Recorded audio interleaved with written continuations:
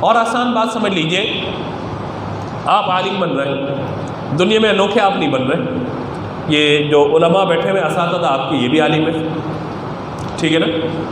بہت ساری ہماری اکیڈمیز ہیں، بہت سارے مدارس ہیں جہاں لوگ عالم بن رہے ہیں، تو آپ کے اندر ایسا کیا ہوگا کہ لوگ آپ کو قبول کریں؟ تقریر آپ کی اچھی ہو، عالم بننے کے بعد تقریر اچھی ہو جائے گی، یا عالم بننے کے بعد آپ کی تحریر اچھی ہو جائے گی، یا عالم بننے کے بعد آپ کی تدریس اچھی ہو جائے گی، یا عالم بننے کے بعد آپ ذہن سازی اچھے کرنے والے بن جائیں گے، آپ عالم بننے کے بعد لوگوں کو موٹیویٹ کرنے والے بن جائیں گے، آپ عالم بننے کے بعد دنیاوی تعلیم آپ کی اگر بہت اچھی ہے تو آپ کسی بڑے ادارے کے اندر شرعی ایڈوائزر لگ سکتے ہیں، آپ گورنمنٹ جاب کی طرف جا سکتے ہیں، آپ جو ہے وہ اسلامی بینکنگ کے اندر شرعی ایڈوائزر کام کر سکتے ہیں، یا پھر کچھ بھی نہ ہونا تو عالم بننے کا ایک بہت بڑا فائدہ یہ ہے کہ آپ اپنی اور اپنے گھر والوں کی ایمان کی حفاظت کرنے والے بن جائیں گے، اور اس سے بڑی سعادت اور کیا ہوگی؟ ایک عالم پورے خاندان کو اپنے لے کے چل رہا ہوتا ہے، پھر خاندان میں کوئی بدعت و گمراہی نہیں ہوتی، جہالت کا خاتمہ ہوتا ہے آہستہ آہستہ۔ تو یہ اس وقت موقع ہے آپ لوگوں کے لیے کہ آپ اپنے وقت کو قیمتی بنائیے اور استقامت کے ساتھ ساتھ میانہ روی، اعتدال کا راستہ اختیار کیجیے اور اپنے آپ کو قیمتی بناتے چلے جائیے، آہستہ آہستہ بڑھتے چلے جائیں گے۔ پہلا دن تھا ایک گردان میں نہیں آتی تھی، علم صرف کی تعریف موضوع غرض و غایت، الفاظ منہ پہ نہیں چڑھتے تھے کہ یہ غرض و غایت موضوع ہے، کہ یہ صیغے کا بدلنا، یہ کرنا وہ کرنا، پھر گردان 14 صیغے، پھر غائب کہیے تو یہ مذکر کہیے تو مؤنث کہیے تو تثنیہ کہیے تو جمع کہیے تو حاضر کہیے تو غائب کہیے، کنفیوز بندہ۔ لیکن 2 4 6 8 دن گزرتے ہیں، ماشاءاللہ جب چیزوں کی سمجھ آنا شروع ہوتی ہے، صرف جو ہے کوئی پتہ نہیں لگتا کہ یہ صرف اتنی مشکل تھی، لیکن اس سفر سے گزرنا ضروری ہے، اگر یہ نہیں کریں گے تو کامیابی نہیں ملے گی آپ کو، ٹھیک ہے؟ اور پھر اس کے بعد ہمارے ایک اور چیز ہے جو استقامت کی راہ میں رکاوٹ بنتی ہے، وہ کیا ہے؟ اتنی بڑی کتاب، پہلا صفحہ اتنا مشکل، یار تو اتنا مشکل، یہ تو سمجھ میں نہیں آ رہا، یار یہ تو عبداللہ بتانا ذرا کیا کریں، سمجھ میں نہیں آ رہا، کیا کریں؟ بھائی آپ نے پڑھا ہے نہیں آگے، جو پڑھا ہے وہ سمجھ میں آ گیا، بولیے جو پڑھا وہ استاد نے پڑھایا سمجھ گئے، بس اتنا سمجھنا تھا آپ کو، باقی آگے بڑھتے جائیں گے سمجھتے جائیں گے، نہیں سمجھ میں آئے گا دوبارہ پوچھ لیجئے گا، صرف کی دوسری کتاب آ جائے گی اس میں سمجھ لیجئے گا، نحو کی دوسری کتاب آ جائے گی اس میں سمجھ لیجئے گا، فقہ کی دوسری کتاب آ جائے گی اس میں سمجھ لیجئے گا، اصول فقہ کی دوسری کتاب آ جائے گی اس میں سمجھ لیجئے گا، منطق کی دوسری کتاب آئے گی اس میں سمجھ لیجئے گا، اصطلاحات حدیث کی دوسری کتاب آئے گی اس میں سمجھ لیجئے گا۔ تو مسئلہ سمجھنا ہی ہے نا، تو اگر پہلی دفعہ سمجھ میں نہیں آیا دوبارہ سمجھ لیجئے گا، ورنہ کورسز ہو رہے ہوتے ہیں، صرف و نحو کورس ہوتا ہے، دورہ صرف و نحو ہوتا ہے، علم حدیث کورس ہوتے ہیں، فقہ اصول فقہ کے کورسز ہو رہے ہوتے ہیں، ان میں آپ ایکسٹرا کلاس سے لیجیے انشاءاللہ سمجھ جائیں گے۔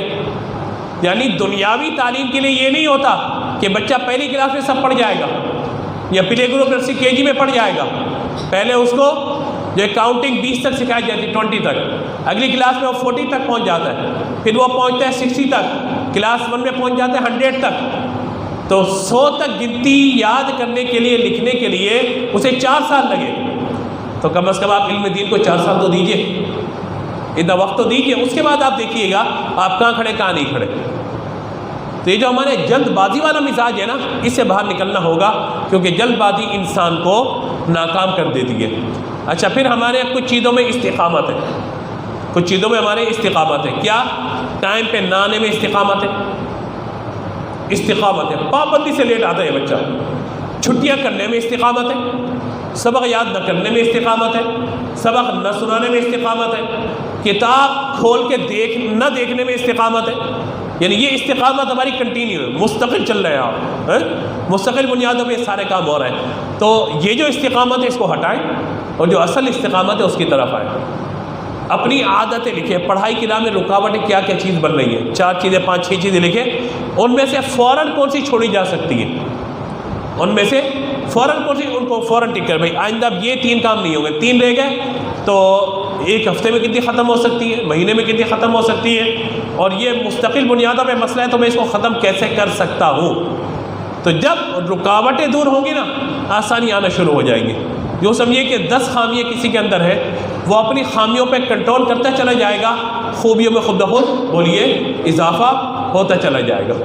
ایک طرف پانی آپ صاف ڈالیں، ادھر سے ناپاک پانی نکالتے چلے جا رہے ہیں یا مائع مستعمل نکالتے چلے جا رہے ہیں، تو ایک وقت آئے گا کہ پانی پورے کا پورا آپ کا طاہر بھی ہو جائے گا اور مطہر بھی ہو جائے گا۔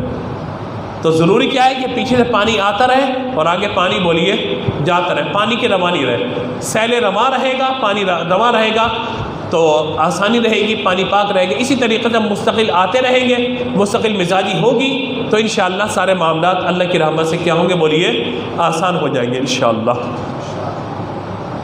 دوسرا، ہمارے یہاں جلد بازی بہت ہے، جلد بازی بھی استقامت کی راہ میں بڑی رکاوٹ ہے۔ مفتی صاحب آپ جیسا بننا ہے، ہم کہتے ہیں لگائیے 22 سال، اللہ چاہے گا تو آپ 12 سال میں بن جائیں گے، ہمیں ٹائم زیادہ لگا۔ حضرت بس ہم یہ چاہتے ہیں کہ اچھا قرآن پڑھنے لگ جائے، لگائیے 10 سال، 10 سال نہ لگائیے 10 مہینے تو لگائیے کم از کم اچھا قرآن پڑھنے کے لیے۔ عالم بننا ہے اور افتاء کا کام کرنا ہے، مدرس بننا ہے، تو اپنے اساتذہ سے پوچھیے کہ ان کو 7 سال 8 سال ہو گئے کہ پڑھتے رہے، پھر اسے پڑھانا شروع کیا، یعنی 10 سال پیچھے ان کا سفر شروع ہوا تھا، آج کہیں آ کر اس مقام پر کہ کوئی نہ کوئی پڑھانے کے قابل ہوئے۔ ہمارے ہوتا ہے جلدی نتیجہ، 3 مہینے گزر گئے ابھی تک صرفی ختم نہیں ہوئی ہماری، 4 مہینے گزر کے نحو ابھی تک ہماری ختم ہی نہیں ہوئی، کیا ہم یہ ضرب زید و نمرہ نہیں کرتے رہیں گے زندگی بھر کیا؟ تو بھائی آپ یہ سیکھ لیجئے، اس کے بعد آگے بڑھ جائیے گا۔ یا کلو انسان حیوان پڑھتے رہیں گے کیا منطق میں، اور کوئی نہیں پڑھنا ہمیں؟ تو بھائی اگلی کتابوں میں مزید چیزیں آ جائیں گی، آپ آگے تو بڑھیں۔ تو یہ جو جلد بازی والا معاملہ ہے نا، یہ بھی انسان کو بعض اوقات جو ہے وہ ناکامی کی طرف لے کر کے چلا جاتا ہے۔ استقامت کے لیے بزرگوں کے معاملات دیکھیے کہ کس کس عمر تک جو ہے وہ کرتے رہے۔ امام اعظم ابو حنیفہ رحمۃ اللہ تعالیٰ علیہ کا معاملہ یہ تھا کہ آپ ماہ رمضان میں 61 قرآن پاک کی تلاوت فرماتے تھے، ایک قرآن پاک دن میں، ایک قرآن پاک رات میں اور ایک قرآن پاک تراویح میں۔ بعض علماء نے لکھا کہ رات کا جو قرآن پاک آپ کا ہوتا تھا وہ نماز تہجد میں ہوتا تھا۔ سرکار غوث پاک رحمۃ اللہ تعالیٰ علیہ، ان کا معاملہ کیا ہے کہ 40 سال تک عشاء کے وضو سے فجر کی نماز ادا کی، یہ استقامت ہوتی ہے۔ یعنی عشاء کا وضو کیا، عشاء کی نماز پڑھی، پوری رات اللہ تبارک و تعالیٰ کی عبادت، پوری رات، اور اسی عشاء کے وضو سے 40 سال فجر کی نماز ادا کیا۔ ہم 40 دن مغرب اور عشاء ایک وضو سے ادا نہیں کر پاتے، عصر سے عشاء تک 1-2 مرتبہ وضو کرنا پڑ جاتا ہوگا، عشاء کے وضو سے فجر کی نماز بہت بڑی بات ہے۔ یہاں تو کلاس میں وضو کر کے آتے 2 گھنٹے وضو قائم نہیں رہتا، ترجمہ قرآن شروع ہوتا ہے تو حضرت وضو کر کے آ جائے، تو ابھی تک بے وضو بیٹھے ہوئے تھے، نہیں وضو کر کے گھر سے نکلا تھا، وہ تشریف لے گیا، یہ یعنی 2 گھنٹے وضو قائم نہیں رہتا۔ تو امام اعظم ابو حنیفہ رحمۃ اللہ تعالیٰ علیہ پوری رات عبادت کرنا، اور آپ جب آخری مرتبہ حج کے لیے تشریف لے گئے تھے آپ نے 45 حج فرمائے، امام اعظم ابو حنیفہ رحمۃ 45 حج فرمائے ہیں۔ اسی لیے وہ غیر مقلدوں کا یہ اعتراض تھا کہ آپ کے امام صاحب نے تو کبھی عید الاضحیٰ کی نماز ہی نہیں پڑھائی۔ تو جب اعتراض یہ آیا تھا تو ہمارے علماء نے اس کا یہی جواب دیا تھا کہ حاجی پر عید الاضحیٰ کی نماز فرض نہیں، واجب نہیں ہوتی، کیونکہ حاجی 10 ذی الحجہ کو مزدلفہ یعنی رات میں پہنچے، 9 کو عرفات سے نکلے، شب مزدلفہ رات گزاری، اب صبح ان کو بہت سارے کام کرنے، یعنی رمی جمرات پہ جانا ہے، اس کے بعد ان کی قربانی ہونی ہے، قربانی کے بعد انہیں حلق کروانا ہے، پھر طواف و زیارہ کے لیے جانا ہے، پھر 11 کی رمی ہے، پھر 12 کی رمی ہے، تو بہت سارے کام ان کے ہوتے ہیں حاجیوں کے۔ تو لہٰذا اس وجہ سے حاجی پہ عید کی نماز، عید الاضحیٰ کی نماز واجب نہیں ہے۔ امام اعظم نے 45 حج کیے، کتنے حج کیے؟ تو عید الاضحیٰ کی نماز واجب ہوئی؟ بولیے نا، واجب نہیں ہوئی ان پہ، اس لیے ادا بھی نہیں کیا انہوں نے۔ تو اعتراض قائم کر دیا جاتا ہے، لیکن اس کے پیچھے بات کیا ہے اس کو نہیں سمجھا جاتا، جانا جاتا، جس کی وجہ سے غلط فہمی جنم لیتی ہے۔ تو جب کتابوں کا مطالعہ ہوتا ہے تو پھر یہ سب چیزیں واضح ہونا شروع ہو جاتی ہیں۔ رضی اللہ تعالیٰ عنہ، آپ کا معمول دیکھیے ذرا، حضرت عثمان رضی اللہ تعالیٰ کا معمول یہ تھا کہ تلاوت قرآن پر ایسی استقامت ہوتی تھی آپ کو کہ آپ ایک رکعت میں پورے قرآن پاک کی تلاوت فرما لیا کرتے تھے۔ یہ استقامت ہے نا، ایک رکعت میں کھڑے ہونا۔ اگر ہم کسی کو کہیں کہ بھائی روزانہ مغرب کے بعد عشاء کے بعد نفل پڑھیں میں سورہ یاسین کی تلاوت کر لیں، کسی حافظ کو کہیے کہ سورہ ملک کی تلاوت کر لیں تو 5-6 منٹ کھڑا ہونا ممکن نہیں ہوتا۔ عشاء یا مغرب کی نماز میں قرات تھوڑی لمبی ہو جائے تو لوگوں کو پریشانی شروع ہو جاتی ہے۔ ان بزرگوں کا معمول دیکھیے سبحان اللہ کہ ایک ایک رکعت میں پورے قرآن پاک کی تلاوت۔ اور امام اعظم حنیفہ رحمۃ اللہ تعالیٰ نے جو آخری حج فرمایا تھا نا، اس میں آپ کی خواہش پر بیت اللہ کا دروازہ کھول دیا گیا، تو یہ کیفیت تھی کہ آپ نے ایک ٹانگ پر کھڑے ہو کر پورے قرآن پاک کی تلاوت فرمائی تھی۔ تو جب بزرگوں کے واقعات سنتے نا ہمیں ہمت ہوتی ہے، ہمیں جذبہ بڑھتا ہے، ہمارا حوصلہ بلند ہوتا ہے۔ ہم ایسے بزرگوں کے ماننے والے ہیں کہ جنہوں نے اتنا عظیم الشان کام کیا، تو ہم بھی انشاءاللہ کریں گے، تو محنت کریں گے، کامیابی ملے گی انشاءاللہ۔ میں تو ایک بات سوچتا ہوں اکثر کہ صاحب ہدایہ اور بڑے بڑے جو مصنفین ہیں، جیسے صاحب قدوری کو دیکھ لیں، صاحب کنز الدقائق ہے، مطلب ان لوگوں نے اتنی بڑی بڑی کتابیں اپنی زندگی میں لکھ دی جو ہم نصاب میں پوری پڑھا بھی نہیں پا رہے ہوتے۔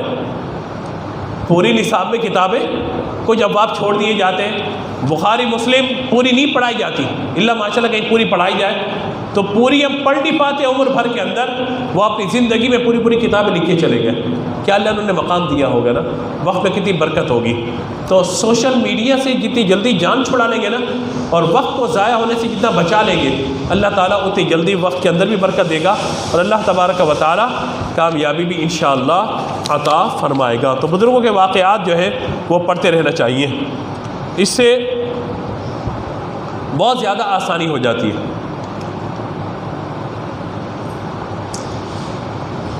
حضرت امام احمد بن حنبل کتنے بڑے بزرگ ہیں نا،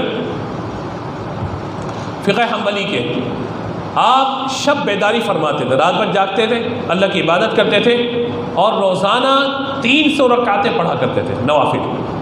کتنی رکعتیں؟ ہم عشاء کی پوری 17 بھی نہیں پڑھتے، 4 فرض 2 سنتیں 3 وتر، زندہ باد۔ فرض ادا ہو گئے، واجب ادا ہو گئے، کوئی گناہ کا معاملہ نہیں ہے سنت غیر موقدہ نوافل چھوڑنا، لیکن علماء کو تو زیادہ کرنا چاہیے نا۔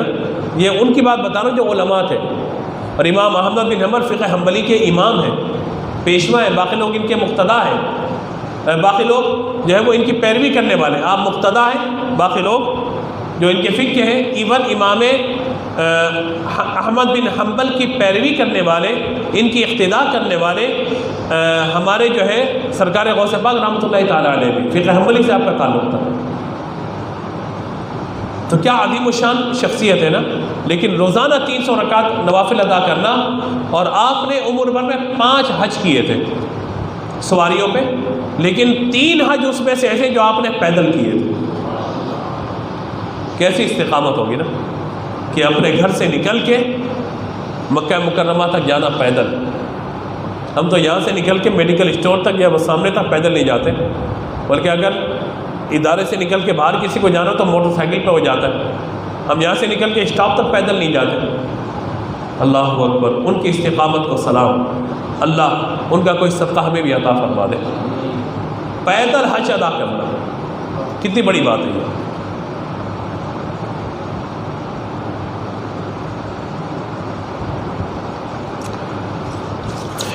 اب مزید ذرا دیکھنے کے 2 چیزیں،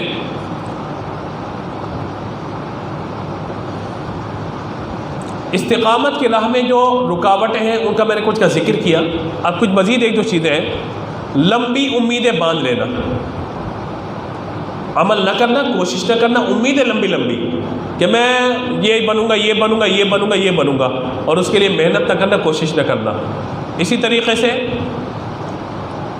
نفسانی خواہشات، دل چاہ رہا ہے آ جاؤں پڑھنے، دل چاہ رہے نہیں جاؤں، دل چاہے دوستوں کے ساتھ چلے آؤں، دل چاہے فیملی کے ساتھ بیٹھ جاؤں، آج کرکٹ میچ آ رہا ہے، آج ڈرامہ آ رہا ہے، آج یہ آ رہا ہے، آج وہ آ رہا ہے، آج گھر میں جو ہے وہ حلیم بن رہا ہے، آج فلاں کی دعوت ہے۔ تو ان چکروں سے اپنے آپ کو باہر نکالیں۔ سب کے علم میں یہ بات ہونی چاہیے کہ یہ وقت آپ کی مصروفیت کا ہے۔ اور گفتگو کو ہم سمیٹیں، اختتام کی طرف آئیں۔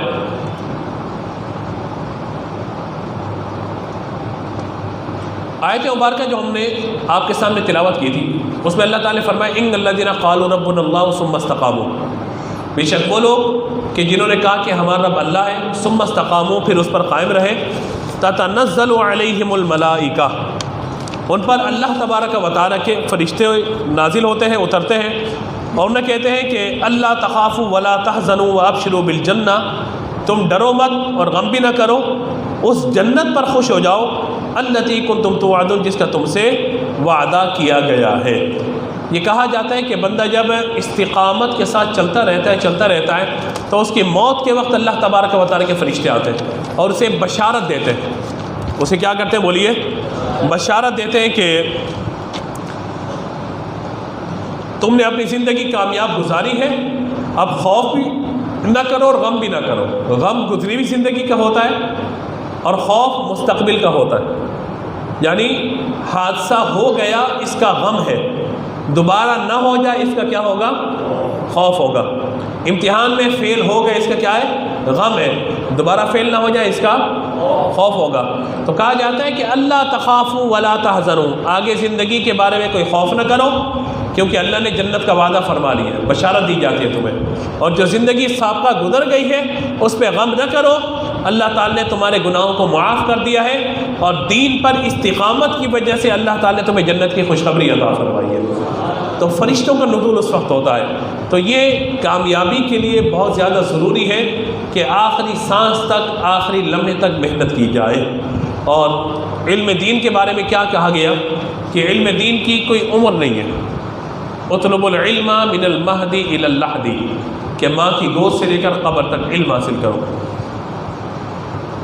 تو کوشش کیجئے، اگر کبھی ابھی تک سستی رہی ہے کسی معاملے میں، کوتاہی رہی ہے، تو آج اس نشست میں یہ ارادہ کر کے جائیے کہ اللہ تبارک و تعالیٰ کی رضا کے لیے اب ہمیں علم دین حاصل کرنا ہے، اللہ کی بارگاہ میں کامیابی کی دعا کرنی ہے انشاءاللہ۔ آواز نہیں آ رہی ہے آپ کی؟ اور سستی کو دور کر دیں، سستی دور کر دیں، کوتاہی دور کر دیں۔ اب تک جو کچھ ہوا سو ہوا، آج اس نشست میں جو آ گئے ان سب کے داخلے باقی ہیں، اور جو آج بھی نشست میں نہیں آئے ان سب کے داخلے منسوخ ہیں۔ قاری صاحب بتا دیں گے کس کا داخلہ باقی کس کا منسوخ ہے، یا آپ حضرت بتا دیجیے گا سب کو نا۔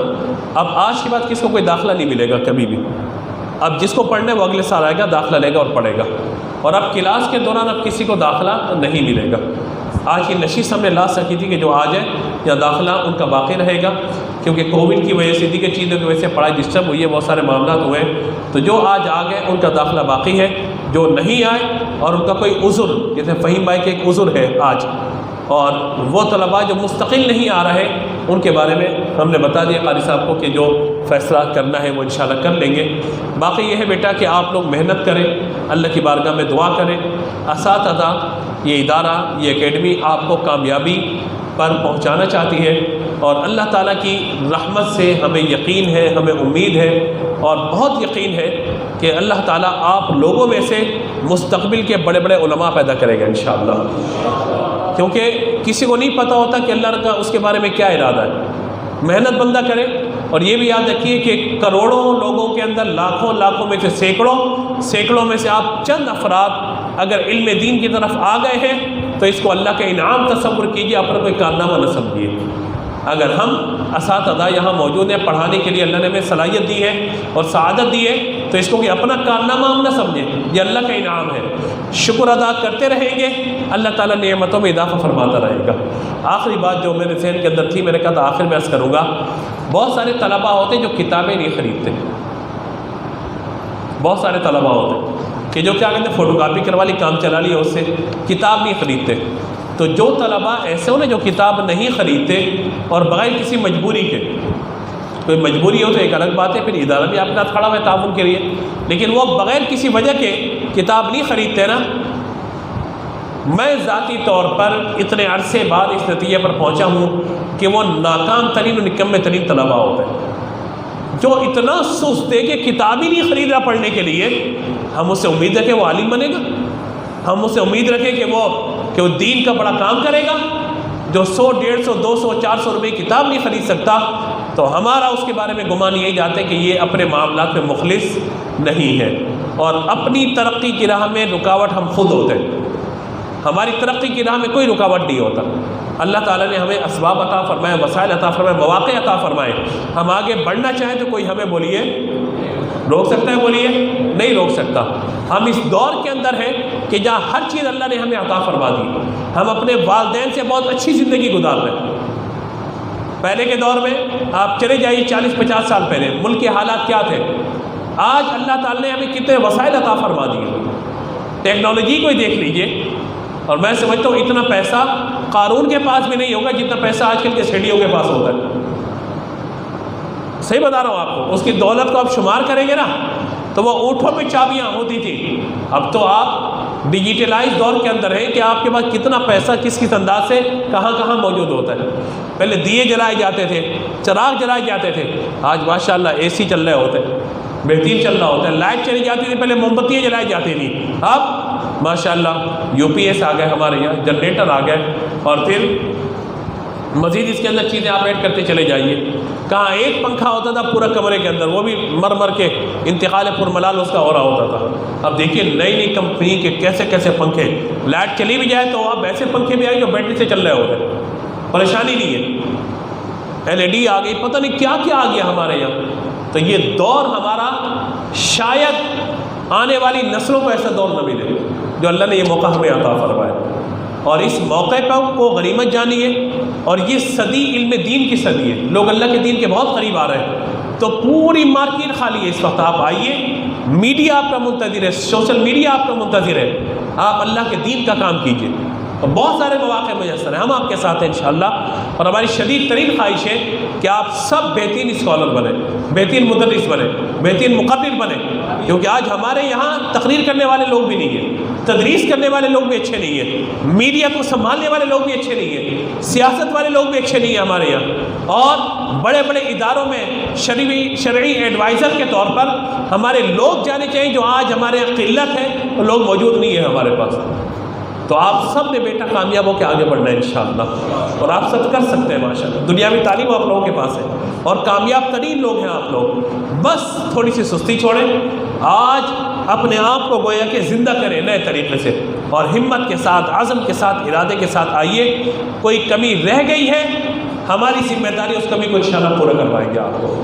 استقامت کے ساتھ کلاس میں آنا آپ کا کام ہے، تدریس یہ ہم اساتذہ کی ذمہ داری ہے انشاءاللہ۔ تو مستقل مزاجی رہے گی انشاءاللہ، پابندی رہے گی انشاءاللہ۔ اللہ تبارک و تعالی ہمارا اور آپ کا آنا یہاں اللہ تعالیٰ قبول فرمائے۔